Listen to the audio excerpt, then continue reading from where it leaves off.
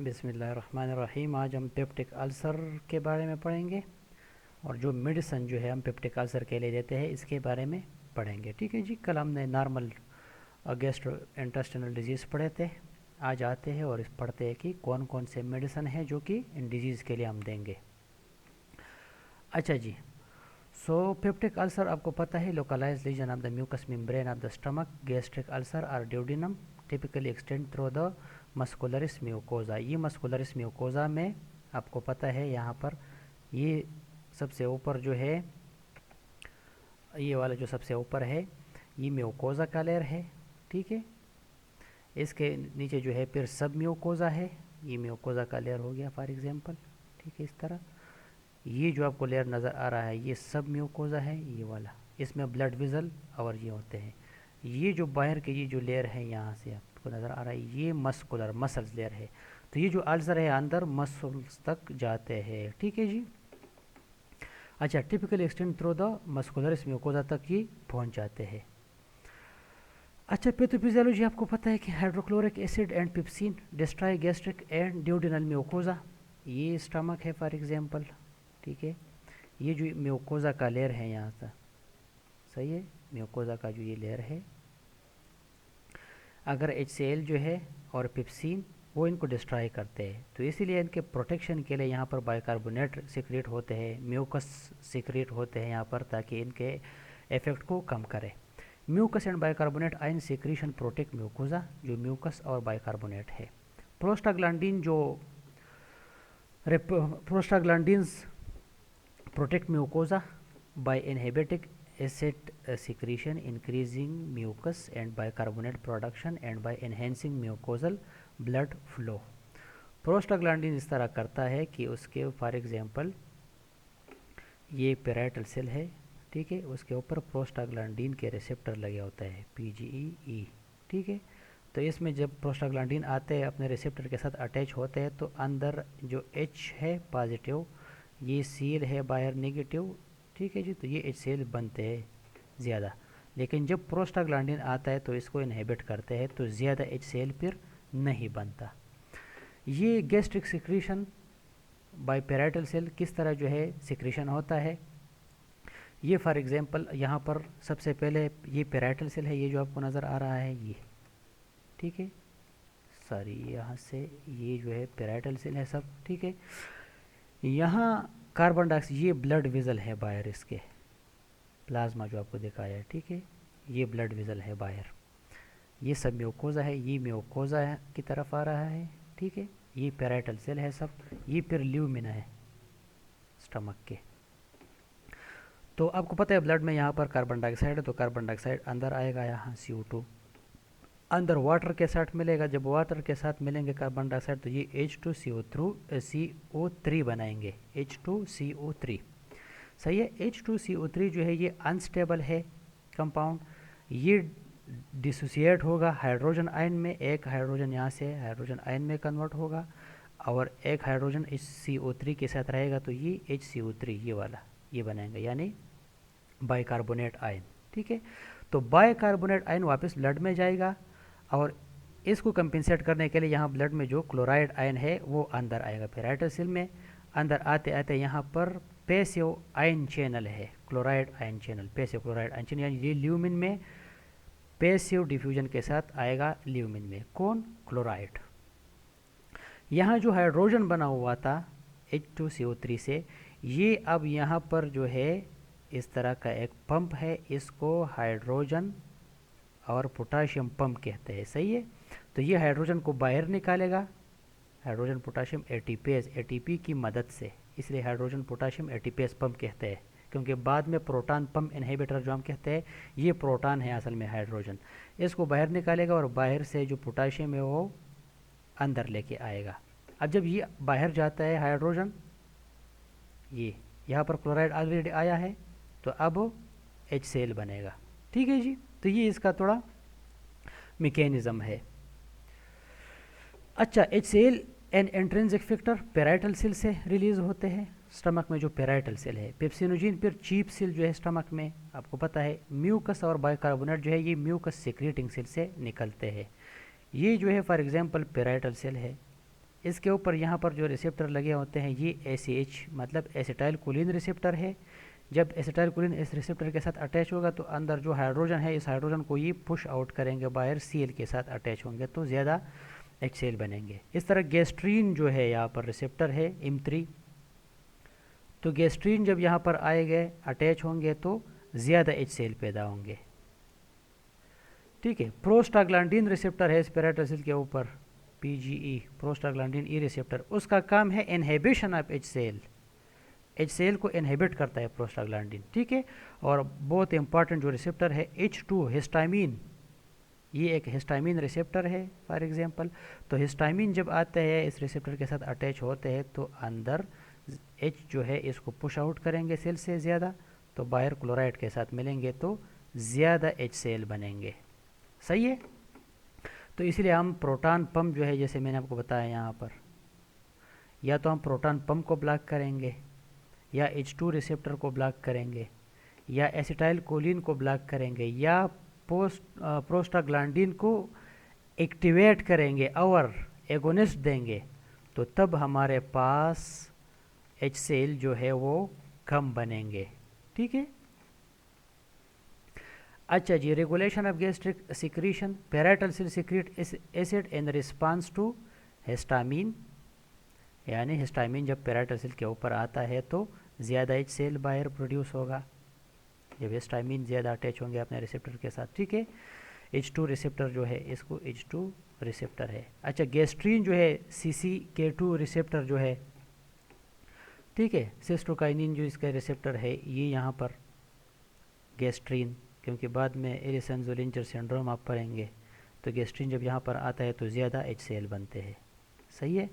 Acetyl choline जब आते हैं तो भी ज़्यादा HCl देते हैं, एसिटाइल कोलिन, तो ज़्यादा HCl बनेंगे। यहाँ पर हाइड्रोजन आयन है तो वो ज़्यादा हाइड्रोजन आयन बाहर आएगा तो ज़्यादा HCl के साथ अटैच होगा, तो क्लोराइड के साथ अटैच होगा तो ज़्यादा HCl बनेंगे। सही है।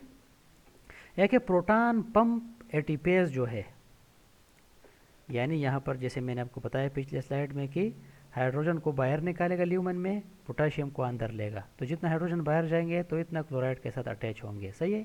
तो ये रेगुलेशन होता है गैस्ट्रिक एसिड का। अच्छा जी, ये तो वो सोडियम हाइड्रोजन पोटाशियम पंप है एटीपेज, इस पे हम प्रोटॉन पंप इनहिबिटर देंगे। ये पैराइटल सेल है टोटल। ये CCK2 रिसेप्टर है। गैस्ट्रीन जब यहाँ पर आते हैं तो कैल्शियम डिपेंडेंट चैनल है यहाँ पर, तो ज़्यादा HCl बनेंगे। HCl यहाँ पर बाहर ल्यूमन में ज़्यादा बनते हैं। ठीक है। अच्छा जी, एसिटाइल कोलिन पे जितना भी ज़्यादा आते हैं एसिटाइल कोलिन ज़्यादा HCl बनते हैं तो हम मस्करिनिक एंटागोनिस्ट देंगे। एंटागोनिस्ट का काम ये होगा कि इस एसिटाइल कोलिन को ब्लॉक करेगा तो कम HCl बनेंगे। मस्करिनिक रिसेप्टर जो है, हिस्टामिन H2 रिसेप्टर, ये जो H2 रिसेप्टर है इसको जब हम ब्लॉक करेंगे तो कम HCl बनेंगे। अच्छा जी, तो पेप्टिक अल्सर, तो आपको अब पता चल गया कि अल्सर क्या है। अल्सर ये है कि स्टमक के जो वाल है या ड्यूडेनम के जो वाल है इसमें जब ज़ख़म हो जाए, ठीक है, इस ज़ख़म को क्या कहते हैं, अल्सर। सही है। तो इसलिए हम हाइपोसिक्रीटेड ड्रग देंगे। हाइपोसिक्रीटेड मतलब कम सिक्रीशन करे, तो कम सिक्रीशन मतलब ताकि HCl जो है वो कम बने, इस तरह ड्रग हम देंगे। जैसे प्रोटॉन पंप इनहिबिटर हम देंगे, प्रोटॉन पंप को इनहिबिट करे। H2 रिसेप्टर ब्लॉकर हम देंगे ताकि जो H2 रिसेप्टर है वो ब्लॉक हो जाए तो कम HCl बनेंगे। अच्छा जी, यहाँ पर ज़ख़म हुआ है तो हम प्रोटेक्टिव देंगे, म्यूकोजल साइटो प्रोटेक्टिव एजेंट, ताकि इस ज़ख़म को प्रोटेक्ट करे। जैसे प्रोस्टाग्लैंडिन एनालॉग है, ठीक है, साइटो प्रोटेक्टिव एजेंट। सोक्राल्फेट है, बिस्मथ सबसिलिसाइक्लेट है, तो यहाँ पर आके जेल बनाएगा तो HCl से इस जगह को कोट करेगा, तो HCl इस ज़ख़म के अंदर नहीं जाएंगे। फिर आगे स्लाइड में हम पढ़ेंगे इनको। न्यूट्रलाइजिंग एजेंट देंगे। HCl तो ज़्यादा बन गया है अब, ठीक है, लेकिन एंटासिड जब हम देते हैं तो एंटासिड जब यहाँ पर आते हैं तो HCl के साथ जब मिलते हैं इसको न्यूट्रलाइज करते हैं, इसका एसिडिटी ख़त्म करते हैं। तो एंटासिड का काम है HCl की प्रोडक्शन को नहीं कम करता है, वो एसिडिटी को ख़त्म करता है, न्यूट्रलाइज करता है। इन दोनों का काम है प्रोडक्शन को कम करना। किसका? प्रोटॉन पंप इनहिबिटर और H2 रिसेप्टर ब्लॉकर। ठीक है। अच्छा, ये रिसेप्टर यहाँ पर एसिटाइलकोलिन रिसेप्टर है, ये हिस्टामिन रिसेप्टर है, ये प्रोस्टाग्लैंडिन रिसेप्टर है, ये गैस्ट्रीन रिसेप्टर है। सही है। ये प्रोटॉन पंप है, ये वाला जो है प्रोटॉन पंप। ठीक है, ये हाइड्रोजन को बाहर की तरफ लेके आते हैं और पोटाशियम को अंदर लेके जाते हैं। तो जितना हाइड्रोजन यहाँ पर आएगा तो यहाँ से पैसिव डिफ्यूजन पे क्लोराइड बाहर निकलेगा तो HCl बनेंगे। ठीक है, अच्छा जी, गैस्ट्रिक हाइपोसेक्रेटरी जो ड्रग है उसमें H2 ब्लॉकर है, PPI है, proton pump inhibitor. Hyposecretory drug decrease gastric acid secretion. जब हम ये ड्रग देंगे तो गैस्ट्रिक एसिड सिक्रीशन कम हो जाएंगे, जिसकी वजह से ज़ख़म जल्दी भर जाएगा, ठीक हो जाएगा। ठीक है, ज़ख़म जब ठीक हो जाएगा यहाँ पर तो इससे पेन भी कम होगी फिर। ठीक है, प्रोटॉन पंप इनहिबिटर जो है इसमें ओमेप्राजोल होते हैं, ये मेडिसन है। लेंजोप्राजोल, पेंटाप्राजोल, एसोमेप्राजोल, डेक्सलेंजोप्राजोल आजकल नए भी आए हैं। ठीक है जी, तो ये मेडिसन है। ये मेडिसिन जब हम देंगे तो इसका जो मैकेनिज्म ऑफ एक्शन है, मैकेनिज्म ऑफ एक्शन इसका ये कि act by irreversible inhibition of proton pump, यानी जो प्रोटॉन पंप था यहाँ पर, ठीक है, इस तरह जो प्रोटॉन पंप था, यानी जो सोडियम और पोटाशियम एटीपेस पंप था, एटीपेस। ठीक है, इसका काम था कि हाइड्रोजन को बाहर लेके आना। तो यहाँ क्लोराइड है तो इसके साथ जब ये मिलते हैं तो HCl बनते हैं। लेकिन जब ये इनहिबिट हो जाएगा ये पंप यहाँ से, तो अब हाइड्रोजन बाहर नहीं आएगा, तो ज़्यादा HCl अब नहीं बनेंगे। ठीक है, इसलिए irreversibly inhibition of proton pump, यानी hydrogen potassium ATPase pump, that is responsible for final step in gastric acid secretion from parietal cell. तो पेराइटल सेल से जो ये HCl बनते थे अब नहीं बनेंगे। अच्छा जी, इसका जो फार्मेको डायनामिक्स है, they are the most potent inhibitor, बहुत ताकतवर है। अब एसिड सिक्रीशन अवेलेबल टुडे आजकल तो आपको पता है हर जगह यूज होते हैं ये। Produce mark inhibition of basal and meal stimulated acid secretion. ठीक है, रिड्यूस पेप्सिन एक्टिविटी, पेप्सिन का जो एक्टिविटी है इसको कम करता है। जब पेप्सिन एक्टिविटी कम हो जाएगी तो अल्सर पे कम पेप्सिन पड़ेंगे, तो अल्सर जो है ठीक हो जाएगा जल्दी जल्दी। Promote mucosal healing and decrease pain. Mucosal healing यानी ये जो म्यूकोजा है फॉर एग्जांपल, ठीक है, या इसको हील करेगा ये। ठीक है, जख्म भरना। Proton pump inhibitor heal faster than ulcer than the H2 blocker. H2 blocker से ये बहुत ज़बरदस्त काम करता है। H2 ब्लॉकर इतना ज़्यादा काम नहीं करेगा जितना प्रोटॉन पंप इनहिबिटर करता है। And have H pylori inhibitory properties, यानी H पाइलोरी जब बाद में होती है किसी को हेलिकोबैक्टर पाइलोरिकस की वजह से, तो उसमें हम भी प्रोटॉन पंप इनहिबिटर ही देते हैं। फार्माकोकाइनेटिक्स तो ये है कि ये ओरली टैबलेट फॉर्म में लेते हैं, IV भी आते हैं। ठीक है, ओमेप्राजोल ये प्रो ड्रग है, यानी इनएक्टिवेट फॉर्म में होते हैं, इनएक्टिवेटेड फॉर्म में। ये अंदर मेटाबोलाइज होगा तो एक्टिवेट में फिर कन्वर्ट हो जाएगा।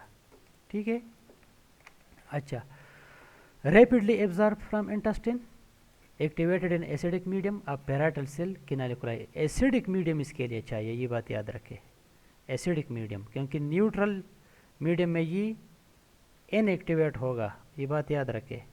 इसके लिए एसिडिक मीडियम चाहिए तो ये एक्टिवेट हो जाएंगे। Should not combined with H2 blocker और एंटासिड। H2 ब्लॉकर और एंटासिड अगर आप देते हैं तो उसके साथ ये नहीं देना चाहिए, सही है, मिक्स नहीं करेंगे आप इसको। Inactivated if at neutral pH. अच्छा जी, फिर जो है have long duration of action है, यानी ग्रेटर देन 12 आवर, ठीक है, टू 24 आवर, इसलिए एक ही टाइम आपने देना है दिन में। Once daily dose is sufficient. Give 1 hour before meal और 30 मिनट, ठीक है, बिफोर, ताकि ये एसिड सिक्रीशन को स्टॉप करे। मील के साथ हम देंगे तो इसका एक्टिविटी बिल्कुल नहीं होगा, सही है। Bio availability is reduce by food, food के साथ फिर बायो अवेलेबिलिटी जो है वो कम हो जाएगी। Metabolised in the liver by cytochrome P450, तो एक्टिव फॉर्म में आएगा ये। Dose reduction is required in severe liver failure, अगर है तो फिर हम डोज को रिड्यूस करेंगे, कम करेंगे। इंडिकेशन इसके कौन कौन से है? Eradication of H pylori, H pylori में हम देते हैं, ठीक है जी। H पाइलोरी में जब देते हैं तो एंटीबायोटिक के साथ हम ये देते हैं। पेप्टिक अल्सर में हम 4 to 8 वीक जो है थेरेपी देते हैं, ठीक है। फिर रिफ्लक्स एसोफिजाइटिस, यानी जो जर्ट की डिजीज़ थी, गैस्ट्रोएसोफेजियल रिफ्लक्स डिसऑर्डर, उसमें भी देते हैं। Hypersecretory condition Zollinger Ellison syndrome, इसमें ये ड्रग ऑफ चॉइस है ज़ोलिंगर, उसमें बहुत ज़्यादा HCl प्रोड्यूस होते हैं ज़ोलिंगर एलिसन सिंड्रोम में, क्योंकि गैस्ट्रीन जो है कई पेनक्रियाज में गैस्ट्रोनोमा होता है, तो इसकी वजह से गैस्ट्रीन बहुत ज़्यादा रिलीज़ होते हैं। और गैस्ट्रीन मैंने आपको बताया था कि ये पेराइटल सेल है, उसके ऊपर M3 रिसेप्टर भी है ना गैस्ट्रीन के लिए, ठीक है। तो गैस्ट्रीन जब यहाँ पर आते हैं तो ज़्यादा HCl फिर बनेंगे, इस सेल को एक्टिवेट करता है।